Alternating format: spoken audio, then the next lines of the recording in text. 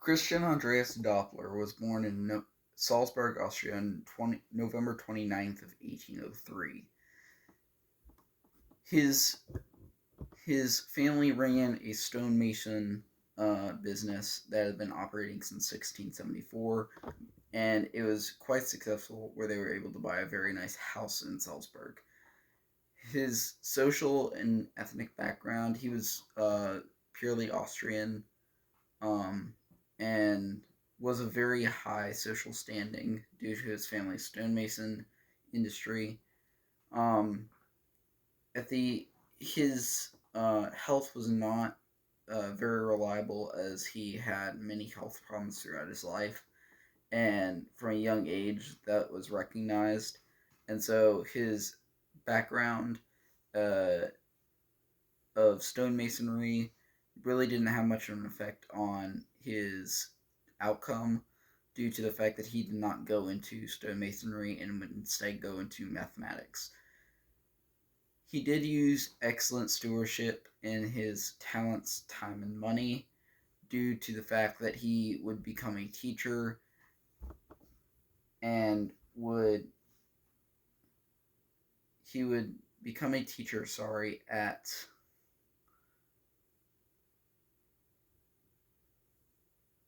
um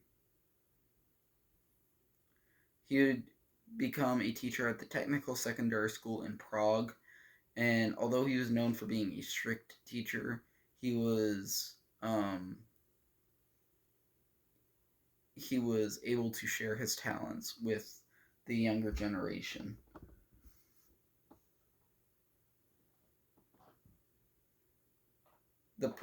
The reason that we remember Christian Doppler today is for one big reason, and that is the Doppler effect. The Doppler effect is basically what we hear in sirens or what is used in Doppler radar, um, and that is basically the farther away a sound is, or the farther away light is, there's a difference in either the color of the light or the sound of whatever the sound is making. Um, this is used through Doppler radar because it sends waves out to storm clouds, um, and, and depending on how high the cloud is, or how far out the cloud is, it is able to reflect back where the storms are. Um, their work has helped shape American society, um, through obviously the use of Doppler radar. Without Doppler radar, a lot of the weather community would not be where it is today due to the advancements in the radar have also helped, but the entire premise of the Doppler effect set up the Doppler radar and where we can be in weather and forecasting today. Um, he did he, his um the original plan for the Doppler effect, or what he originally described at it, that it was altered a little bit along the way, mainly in the fact that there were some inaccuracies in um specifically um hang on, I'm currently finding it. um there were some inaccuracies. One of them was he had imagined light being a longitudinal wave. Um, Fresnel, that would be Augustin Fresnel had already published his theory that light was a transverse wave, but although he had read Fresnel's work, he didn't accept it. The error, though, really didn't affect the results, and I'm getting this from uh, Mac Tudor, uh, Mac Tudor's biography of Charles or Christian Doppler, written by J.J. O'Connor and E.F. Robertson. Um,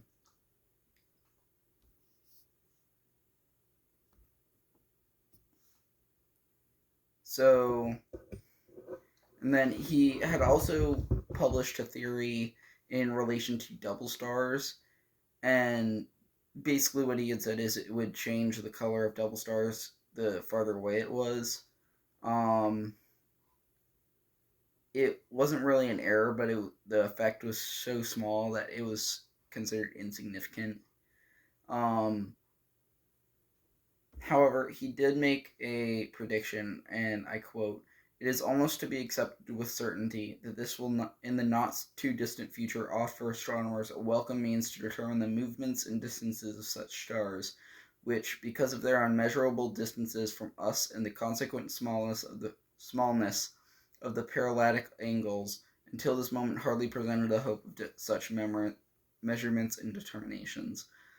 What he's basically predicting there is um, in the future they would be able to plot out the paths of the planets and the stars, and um, yeah. Um, what what did you learn about this person that will affect or inspire your life in some way? I do plan to go into storm chasing, so his Doppler effect is really important to me because Doppler radar is a huge part of storm chasing and knowing where storms will go. Um, and as an aspiring storm chaser, that's something that I need to study and have a more solid knowledge of. But it wouldn't have been possible without Christian Doppler. Um,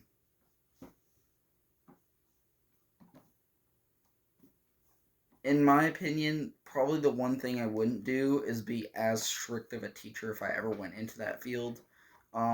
He was a very strict teacher, and that would actually cause him to be uh, impermanently paused from teaching.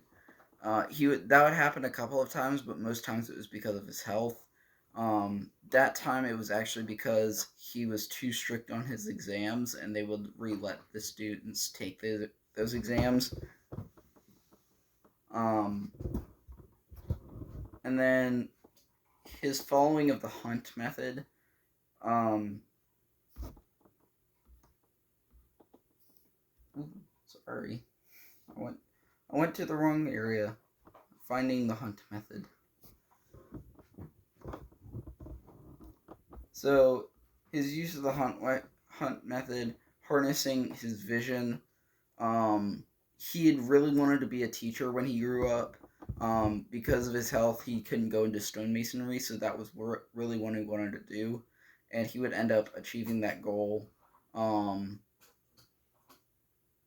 uh, Despite his health, and that goes into the U, which is underestimate the roadblocks.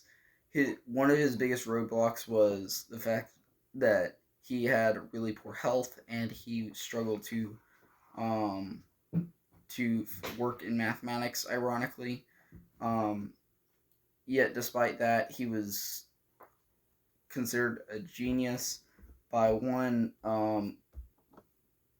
man named Bernard Bolzano, um, who was a calculus, uh, um, a man who worked on calculus, um, and despite his constant health problems and his poor ability to focus in school, he was able to become a teacher and was very important in mathematics. In terms of his network, um, he would apply to a lot of institutes to um, work there as a teacher. So in that frame of reference, he was very well connected due to the fact that he had to send in all those applications, and those applications in Austria at that time um, were not um, very efficient. Um, at that time, um, the written form of the application could take up to 12 hours. There was also a short lecture on an arbitrary topic in front of the appointed commission of whatever institute they were applying for. Um, and then his application for the secondary school in Prague took 2 years, and he would actually move to America at in that time. Uh, well, would actually uh, he would actually start emigrating there, but would be stopped by that offer. Um, and then the final one is T. Take the first step. His first step was obviously applying to all of the schools and stuff like that, but also he got, despite his parents' worries that he wasn't going to be good at math, he would attend primary school in Salzburg and then secondary school in Linz, um, and then would actually go to the Salzburg Lyceum, um, and he would study mathematics at the Vienna Polytechnic Institute, which at that time was quite new. Um, and then finally, there is um, um, I just want to give a huge shout out to Mac Tutor and uh, J, JJ O'Connor and EF Robertson. Their article was super helpful. I got pretty much all of my information from this source. If you want to learn about Christian Doppler, this is really the biggest source that you can get. Um, it was really in depth, and I really enjoyed reading it.